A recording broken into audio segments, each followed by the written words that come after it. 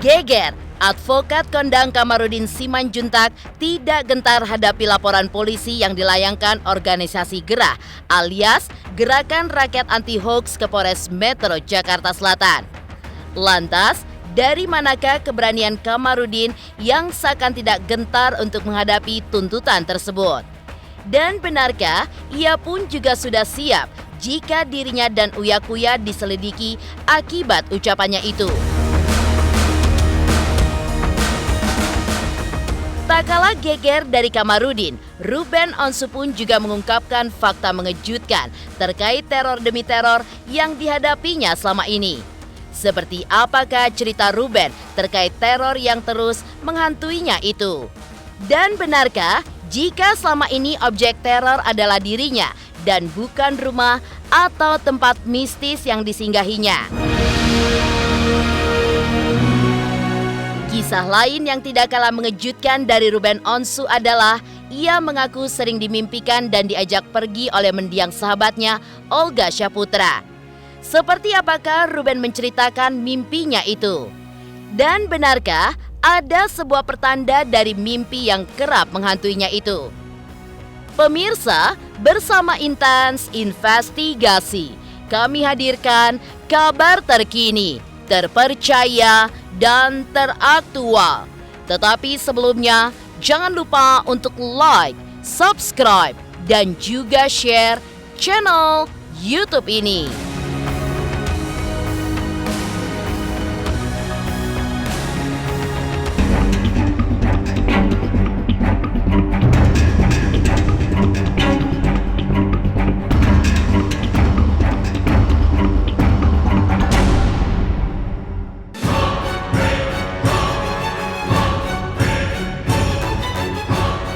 Pemirsa Intens Investigasi, pelaporan ke polisi yang menyeret nama advokat kondang Kamarudin Simanjuntak dan presenter Uya-Kuya memang tidak ubahnya seperti perkara hukum berat. Pengacara kondang Kamarudin Simanjuntak mengatakan bahwa rata-rata polisi mengabdi kepada negara cuma 1 minggu dan 3 minggunya mengabdi kepada mafia dalam podcast milik Uya. Pernyataan ini pun tidak ayal membuat nama Kamarudin dan Uya-Kuya menjadi objek kekesalan dari Gerakan Rakyat Anti Hoax atau disingkat Gerah yang melaporkan Uya dan sang advokat ke Polres Metro Jakarta Selatan pada hari Kamis 22 Desember lalu. Disinggung mengenai hal ini, Kamarudin yang ditemui oleh tim Intens Investigasi mengaku tidak gentar dengan ucapannya tersebut. Polisi itu rata-rata mengabdi kepada negara cuma seminggu. 3 minggu lain itu mengabdi kepada mafia. 3 minggu lain itu mengabdi kepada mafia. Alhamdulillah pada sore hari ini saya dari koordinator Gerah Gerakan Rakyat Anti Hoax telah melaporkan seorang pengacara yaitu Kamarudin Simanjuntak dan Surya Utama atau yang disebut alias Uya-Kuya. Yang pada awalnya kami tadi mau melaporkan ke Polda Metro Jaya, tapi dari arahan tim cyber Polda Metro Jaya kita direkomendasikan melapor ke Polres Jakarta Selatan terkait dengan kontennya Uya-Kuya TV yang di YouTube, bahwa Kamarudin Simanjuntak mengatakan bahwa kepolisian di mana-mana rata-rata bekerja mengabdi kepada negara itu 1 minggu dan 3 minggunya mengabdi kepada mafia. Tadi kita adukan adalah yaitu pasal 28 ayat 2 Junto 45A ayat 2 Undang-Undang ITE dan pasal 1415 Undang-Undang Nomor 1 Tahun 1946 dan 207 KUHP. Kalau maksimal 10 tahun ya. Kalau maksimal 10 tahun. Gua nggak takut gitu, siapapun orang saya lawan untuk yang benar ya, karena saya rindu negara ini baik dan benar. Saya tidak mau krisis kanan. Saya punya kewajiban moral memperbaiki negara ini sebagai anak cucu pendiri negara ini, apalagi sebagai pengacara mantan Putri Soekarno almarhum gitu. Dan saya ini gini-gini loh, biar saya warga HKBP, saya ini santri loh, santri kehormatannya NU saya. Jadi tetaplah berbuat baik, jangan pernah ragu. Siapapun dia harus takut sama kita. Mafia harus takut, jangan kita takut sama dia.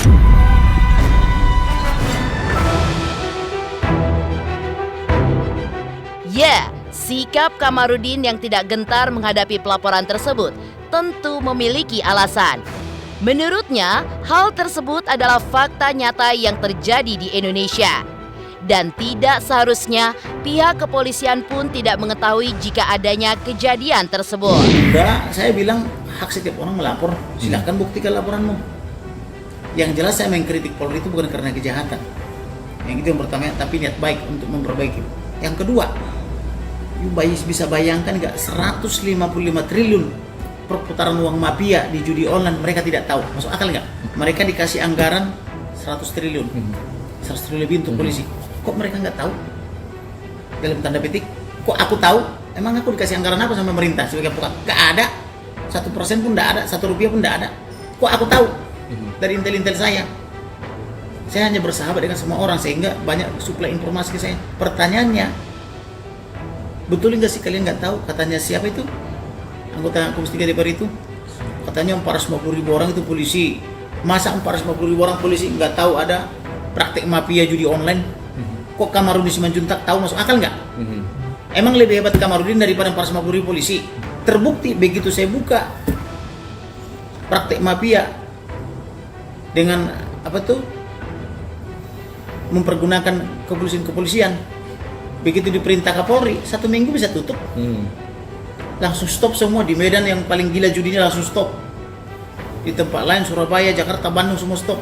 Di Kalimantan, Sulawesi semua stop. Sampai ke Papua stop. Berarti mereka tahu dong.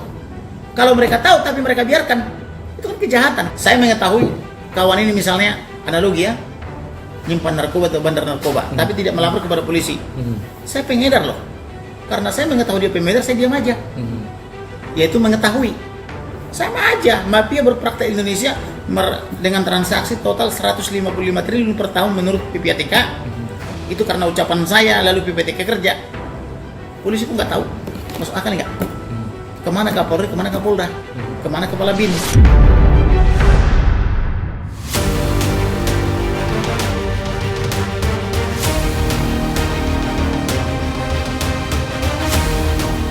Kamarudin pun juga menambahkan jika dirinya siap apabila nantinya dimintai keterangan dan mempertanggungjawabkan ucapannya. Dan jika nantinya terbukti benar adalah berita bohong ataupun hoax, ia pun siap pasang badan jika nantinya Uya Kuya dipanggil oleh pihak kepolisian dan dimintai keterangan.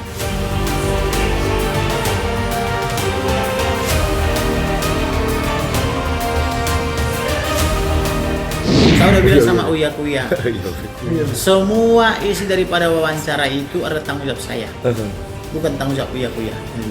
Saya sudah bilang sama dia, kalau kau diperiksa polisi bilang itu tanggung jawab Kamarudin. Saya udah bilang, saya bebaskan dirimu. Dan itu kan wawancaranya kan panjang. Kenapa cuma dipenggal 1-2 menit? Kalau mendengarkan itu kan dari awal sampai akhir supaya mengerti maksud dan tujuan. Di situ kan ada saya bahas mengenai peredaran narkoba. Di situ saya bahas juga misalnya mafia. Di situ saya bahas juga misalnya mengenai apa itu judi online dan sebagainya. Kenapa yang dipenggal hanya 1-2 menit? Hanya kata mafianya saja. Ya wajar kalau misalnya gini nih, anggota tubuh manusia ada rambut, ada kepala, ada mata, hidung, tenggorokan, telinga, bibir, dada, kaki, paha, tangan, sampai ujung jari kaki kan gitu. Tahu-tahu dipotong. Anggota tubuh adalah perut. Ya kan jadi salah. Nah, yang salah yang potong dong. Udah kita urai dari rambut sampai ujung jari, tapi diambil hanya potongannya. Yang salah siapa? Yang edit. Gitu. Makanya waktu saya diingatkan oleh Kabar Eskrim, Bang jangan berlebihan banget ya. Ya saya belum pernah diwawancara wartawan ini. Nggak usah sebut wartawannya. Dari mana dia bisa tulis hanya itu? Saya diwawancara hanya oleh Uya Kuya dalam durasi yang panjang. Kenapa dikutip hanya 2 menit? Yang salah siapa Bang? Saya bilang gitu. Saya penting hati-hati. Artinya saya pun diingatkan oleh Kabar Eskrim juga saya terima loh. Tanda saya menghormati mereka. Tapi kalau saya disuruh berhenti mengkritik, saya nggak mau. Maka saya ajak teman-teman saya wartawan semua, ayo dong kita perbaiki negara ini, kita perbaiki bangsa negara ini. Dan jangan takut mengkritik.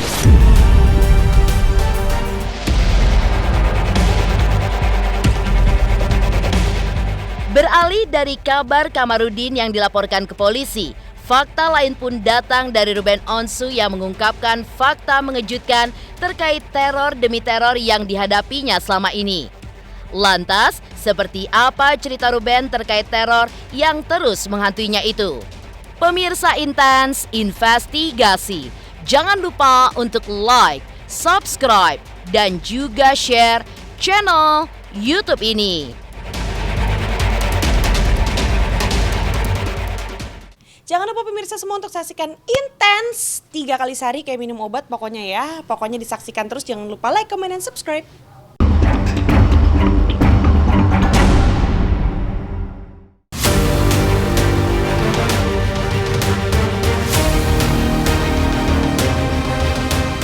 Tak kalah geger dari Kamarudin, Ruben Onsu pun juga mengungkapkan fakta mengejutkan terkait teror demi teror yang dihadapinya selama ini.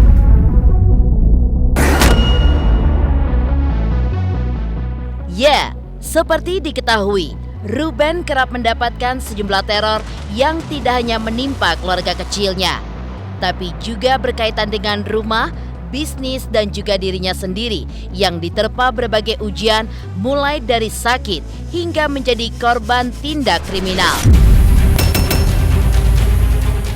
Kejadian ini pun juga membuat kita seakan berpikir ulang karena beberapa sakit yang dirasakan Ruben seperti sulit untuk diterima oleh akal sehat manusia. Lantas, seperti apa Ruben menghadapi berbagai teror yang menghantuinya itu? Dan benarkah Ruben merasa bahwa selama ini ia menjadi pusat incaran berbagai teror mistis tersebut?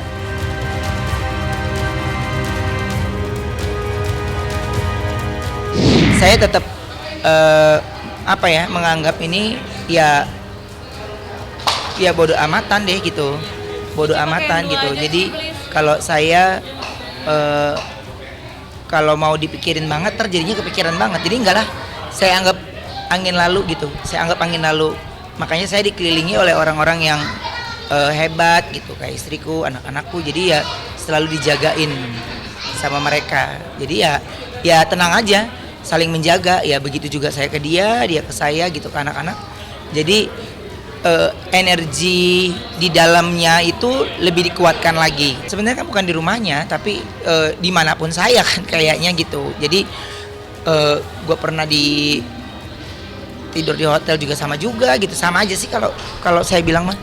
Jadi bukan di rumahnya atau bukan di daerahnya, tapi ya memang ya di mana Rubennya gitu. Cuma kalau saya nggak mikirin dari sisi situnya sih, pokoknya saya bertuhan, saya tahu banget pasti Tuhan tolong saya.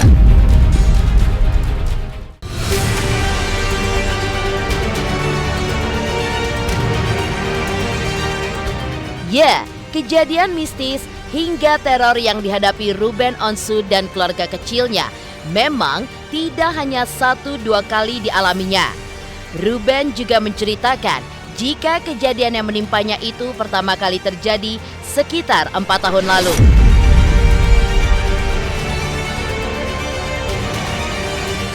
Sejak saat itu, peristiwa di luar nalar seolah tidak pernah lepas dari kehidupan Ruben. Dan seperti inilah saat Ruben menceritakan hal-hal terkait teror yang terus menghantui dirinya maupun orang terdekatnya.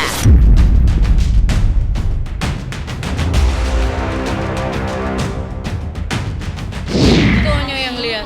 Onyo itu mah Onyo yang lihat gitu. Jadi ya saya mah nggak ngelihatnya, mungkin karena semakin hari dia semakin dewasa dan dia selalu sama kita kan ya. Jadi kayaknya perlahan juga dia dikasih lihat apa yang terjadi gitu. Cuman saya bangga banget bagaimana Onyo bisa tenang dan mengalihkan pikiran itu sehingga tidak membuat orang tuanya itu panik.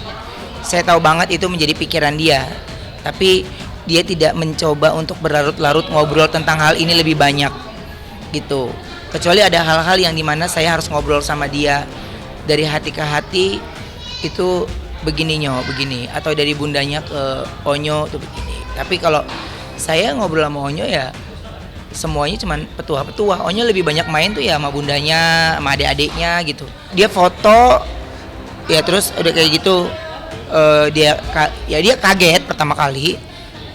Terus saya kasih tahu ke istri saya gini bla bla bla bla bla. Ya udah langsung pokoknya dari chat yang berikutnya tuh dia nggak ada nanya-nanya itu lagi. Itu salah satu bentuk yang saya rasa itu yang sudah dilakukan oleh Onyo untuk tidak membuat atau bertanya-tanya tentang apa yang sedang terjadi gitu. Jadi semuanya baik-baik aja menurut dia. Dibilang nggak gampang ya pasti karena setiap hari ada aja. Ada deh pokoknya setiap hari dari cerita-cerita dan ini kadang-kadang kita nggak taunya cuma dari berita online tiba-tiba ini. Kadang-kadang ada lelahnya gitu.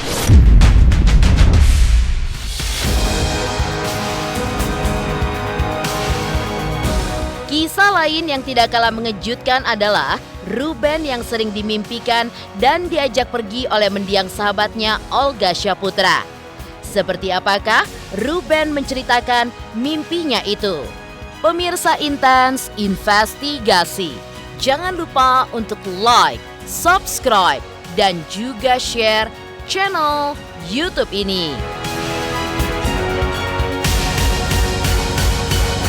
Hai semua, jangan lupa tonton Intens setiap hari Senin sampai Sabtu 3 kali sehari. Jangan lupa like dan jangan lupa subscribe.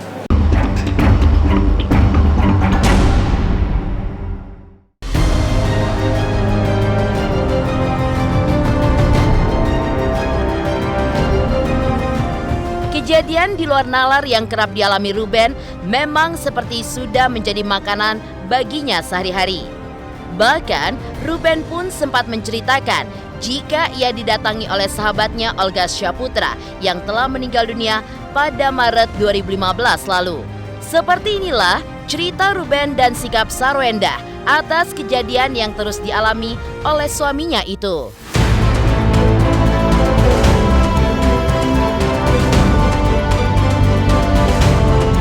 Gue mimpi lagi jalan sama Olga. Pokoknya dari situ dia ngobrol bercanda. Pokoknya itu kejadian gue di rusun deh. Terus udah gitu dia mau ngajak lu? Situasinya iya nggak ngobrol. Pokoknya nggak tahu kenapa. Pokoknya kan kalau mimpi gitu kagak ada runun-runun ya. Iya. Ngobrol tapi situasi ini di rusun. Oh yang rumah dulu, tempat nongkrongan dulu. Iya. Pergi nih kita jalan nih. Pokoknya udah kayak orang mau pergi. Iya. Dari situ pokoknya ngobrol bercanda ini. Situasinya malam. Nah, gue mau balik sama dia, diusir. Sama dia? Sama dia. Lu jangan ikut gitu? Nggak usah, gue mau sendiri.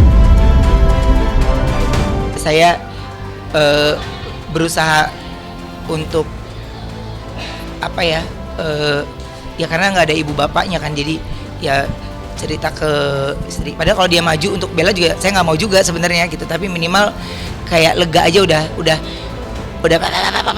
kelar aja udah gitu. Ternyata kita pikir tuh kayak kusut banget, kayak sulit banget. Ternyata kalau kita bisa berbagi atau sharing tuh kayak ya clear sebenarnya. Jadi terus berproses pasti.